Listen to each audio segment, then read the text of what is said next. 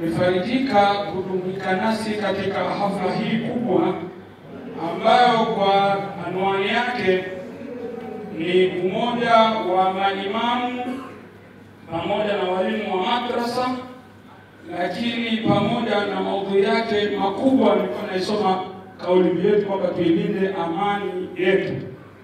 Sambamba na hilo, katika kuona uzito na umuhimu wa jambo hili, basi nasi kwa nafasi ambayo Allah atakuwa ametujalia kujumuika nani hapa, basi tuweze kujumuika pamoja kuweza kulizungumzia. Lakini ala kula hali sitaweza kuwa mzungumzaji mkubwa, lakini kwa nukta na umuhimu wa jambo ambalo watangulizi wetu wamezungumza, wakati tunaangalia kauli mbiu ambayo iko ubaoni kwetu kwamba tuilinde amani yetu, nasi kama jeshi la polisi kuelekea tukio ambalo ni adhimu kubwa la tarehe 29, hatuna namna ya kuja kwenye ukumbi huu tukaacha bila kulizungumzia.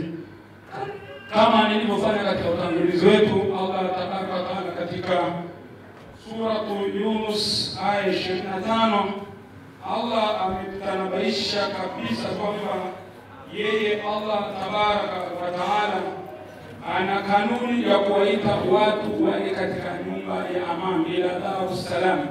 Bahati nzuri sana hapa ndio kuna walimu wakubwa, sababu ni maimamu na walimu wa madrasa, imana wanajua nahau na wanajua mji wenyewe huu wa Darus Salam ni mji wa amani. Sasa inapata taabu sana anapokuwa anasimama mtu mmoja jeuri mtandaoni na mwingineko, anasimama kwamba hapo patakuwa hakatoshi 29.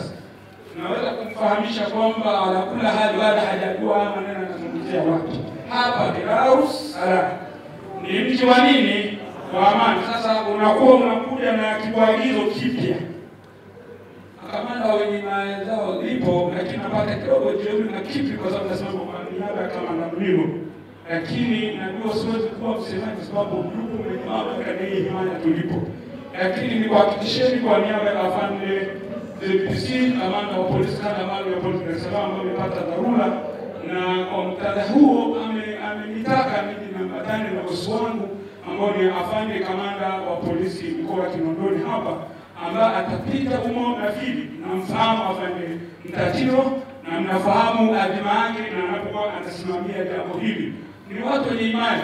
Sasa wakati mwingine kuna wakati wao wanaongea kwenye nafasi zao, sisi vijana wadogo watekelezaji tunaishi yale ambao wanatuelekeza, maana nitamkijana pita alafu wajue kama nyinyi vijana wadogo ni wanafunzi wetu. Hapo kuna walimu na wanafunzi wale hapa. Bahati nzuri leo mwanafunzi nimetangulizwa. Mwalimu wangu anaweza kuelewa mwanafunzi anazungumza haya kwa kujiamini. Mwalimu ana jambo dogo tu na kusema kwamba hii fakati imefanyaje, imepita. Kwa hiyo muktadha wa namna hii kwamba lazima tutambue kwamba hakika amani ni neema kubwa. Amezungumza Sheikh Musa Kundecha, leo nimebahatika kwa mara ya kwanza namuona usoni, wala tunamita kidogo kabisa. Ni mwalimu wangu anamfuatilia sana, lakini hata kwamba sisi hii ni nchi huru Tanzania ina raha kubwa sana. Kwa kuleta ufunganishi, kuvunja amani, kufuga inapigwa makini sana. Unaweza kufikiri kwamba watu hawajielewi, hawatambui hivi ni sisi tutapindua. Hapana. Sisi ni wa Tanzania. Sisi ni nchi huru. Tanzania haina dini. Ila wa Tanzania wana nini? Wana dini zao na imani zao. Hata sisi tuna mahaba yetu, tuna imani zetu. Ndio. Sasa nilipofika pahala ukasimama ukasema sisi hatufanyi hili, sisi unawakilisha nani? Hiyo sisi ni nani anayemwakilisha? Wewe simama katika kanuni ambao ni taifa hili, nchi ni huru, nchi na utaratibu wake. Taifa lenye amani ni taifa lenye maendeleo, na tuhakikishe tunailinda amani tunayo.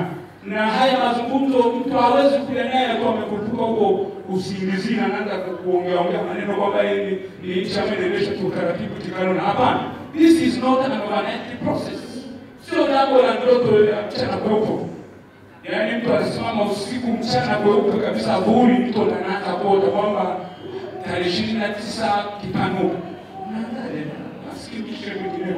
sio Dar es Salaam.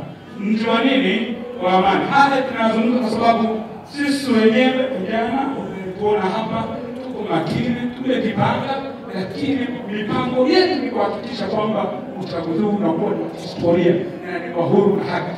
Wewe tu vilivyo hapo utakuwa umeshika tu chips yako na kachumbari, sio umeshika usikii wewe utalala, ila amani ipo. Yaani na vitu hatuna shaka, wewe tu kwa hiari watu wanazidishwa, ila kwenda kutoka kwenye mji wako kwenda ukapiga kura ukarudi nyumbani wako. Na sasa hivi ili kuhakikisha kwamba amani ni kubwa, tumekuongezea uhuru wa kujiamini.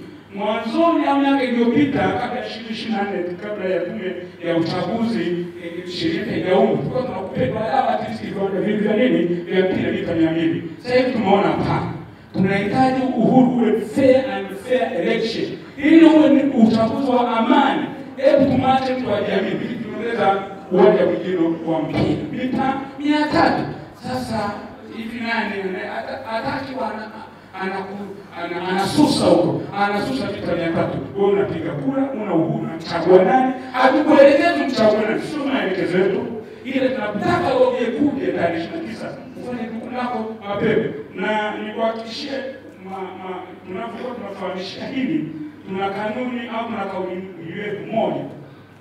Unaweza kuwa ni ndefu usirudie, lakini zingatia ujumbe kwamba sisi swala la amani yetu ni agenda. Tunakaa agenda na kauli yetu tunasema amani, utulivu na usalama kabla, wakati na baada ya uchaguzi wa 2025. Jukumu letu sote. Na sisi tuseme ni jukumu letu sote. Yaani hadhara inabidi itikie amani, utulivu na usalama kabla, wakati na baada ya uchaguzi. Jukumu letu sote. Ukisha hizi ni kauli nyepesi. Nimependa ulama mmoja msimafini katika Ahlu Tabligh au ni nani sikumbuki, yeye amesimama akasema tuilinde amani yetu. Akaenda akajua amemaliza aje. Inatoa tuilinde amani yetu, akafanyaje? Akatudani fakati. Imefanyaje? Imepita. Hakuna kupoteza. Sisi tunapoteza sasa tunajua tumejipanga, yani tuna muda ama tumeandaa tunapita. Kama nasema yaliyo mtandaoni, sisi yaliyo video, sisi ndio wakazi wa video. Mimi nikitoka hapa ukitaka kubahatika kidogo tunakupa ngoja sikupe mimi nitatoka, sababu uone mtu ndio atatoka, ndio utajua kwamba tuko vizuri. Tumswalie Mtume Muhammad sallallahu alaihi wasallam. Yaani wewe utaki kwenda kupiga kura kwa sababu utaki kukamilisha haki nini ya kikatiba, lakini kama unafikiri kwamba kuna mtu unafikiri akuvunja, kuna watu wanazungumza. Wengine wanasema Oktoba plastiki. Mimi nasema kama nao uhuru, si ndio? Wengine wanasema Oktoba ile tutakuweka kwenye maandamano. Wewe ukiwepo hata ukitoka kwako ni kuandamana, ni tafsiri tunataka tafsiri. Sasa ukifanya fujo na rapsha ndio utakuwa kwamba kumbe huu sio kama hii sio dance naweza kuicheza. Sasa unataka kucheza, cheza vizuri bila kuvunja kanuni na takwimu za watu wengine. Na tunafanya hivi kwa sababu ibara ya 5 kifungu kidogo inampa kila raia aliyetimiza miaka 18 kuwa ana haki ya kupiga kura na kufanya uchaguzi ambao upo kikanuni na kikatiba hapa Tanzania. Haki inaenda sambamba na vigezo vya ibara ndogo ya pili kwa upande wa wenzetu wa Zanzibar katika katiba ya Zanzibar ya mwaka 1984 kwetu ni katiba ya 1977. Sasa hizi katiba wakati zote zinaundwa, mimi ni mzungumzaji sikuwepo, wazee wangu labda mlikuwepo. Sasa mimi kuna mambo nilikuwa kusimamia 84 yapatikana 77 kabisa. Sasa kuna vijana tunasema jenzi, sisi kama jenzi hivyo. Sasa tunapokuwa jina jenzi na sisi nini? Jenzi sasa tunakutana barabarani. Sasa usipokawaza kwamba una namna ya kuweza kufunga kitu ambacho kimeungwa na waasisi wa nchi yetu mpaka leo hii. Unaweza ukafika pale Kariakoo Mtoro ukachagua kanzu ni madadi, ukajaribu kiatu namba ngapi, alafu wale kiatu hakikutosha au kanzu umezoa kwenye boksi, kwenye kanzu kafika hii kanzu inatosha, una uhuru wa kuirudisha dukani. Huu taratibu huu amani hii hawa wazaki na Musa Kundeta wamefanya mengi sana. Nimefurahi nimeona imamu wangu Sheikh kutoka Basuta nafikiri Baraza la Sunna Tanzania Yes. Ahlus Sunna wal Jamaa. Hawa usifikiri wazee wamejipa toka jambo ya basi ni masuda tu na nini. Bana utaratibu hii umata imefanyika. Yaani ifike bahala Abu Ayman nimefuatilia mzee kutuba na sio sana. Nimeelewa sana manake. Omba kwenda kwa Mungu utafanya nini? Utakuja kufedheheshwa. Sio maneno yatamkende, lakini katika mambo ambayo Mtume Muhammad sallallahu alaihi wasallam alikaza Allah tabaraka taala, ukiubeba ukiwa umetawaliwa na umaskini ukaifanya shida ndio imekuwa ni kiongozi wako, basi umeandaa kudhalilika hapa duniani. Na wengine wanaenda mbali zaidi kwamba ukiwa umaskini ni nusu ukafiri. Yaani kama ni mtu dhaifu la hali, wewe uko na kini. Mimi niliona ni mjumbe wa kamati ya kitaifa. Mjumbe wa kamati ya kitaifa anashughulikia tatizo la watoto wanaoishi kufanya kazi mtaani pamoja na wale ambao tunapata taabu sana na pale mjini sisi wa pale Masjid Maamur. Unaiona taabu na vitu wasema tunaipita mwanzo.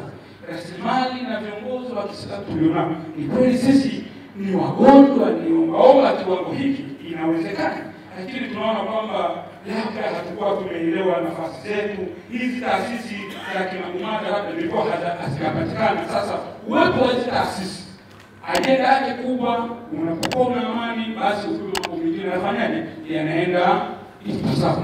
Kwa hali muda niliobakia nimeweza kutumia kama nimezidisha tazidi akata. Siwezi kuzungumza wakati niko ndani ya himaya.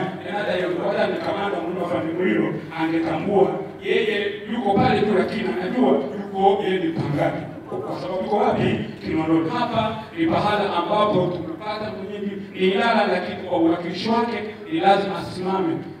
Kidogo mabega yakiwa sasa ndio kijana sasa mabega hayatoshi kuzungumza uzito wa jambo ambalo liko na. Lakini mimi binafsi yangu ni kuhakikisha wapiganaji wenzetu jambo la tarehe 29, leo ni tarehe 19, si ndio?